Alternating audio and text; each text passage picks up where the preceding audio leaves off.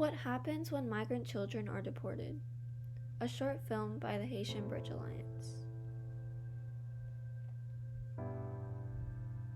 Migrant children fleeing violence and poverty in their home countries are even more vulnerable if they are deported back once they arrive in the U.S. Usually, they return to worse conditions than those that prompted them to leave in the first place. What conditions do migrant children face when they're forced to return to their home countries? 1. Crippling debt. Children forced to flee their home countries by and large are from some of the poorest countries in the Western Hemisphere. When they are forced to return, they are often left with nothing. Most of them have sold their belongings to fund their journeys. 2. Stigma and alienation. Families forced to return can face depression and hopelessness.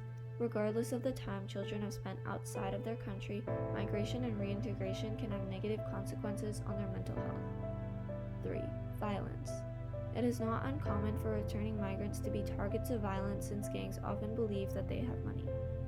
4. Emotional scars. A UNICEF report said that the detention or separation of migrant families by immigration forces are deeply traumatizing experiences that can affect a child's development in the long run.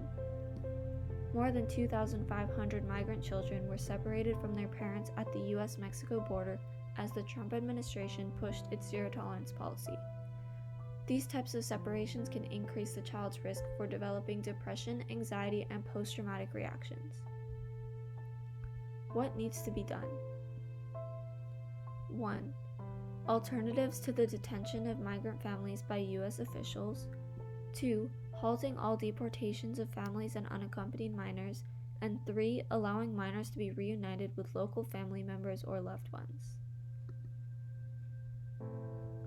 Help us stop child deportations now. Donate to the Haitian Bridge Alliance or repost this video. Thank you for listening.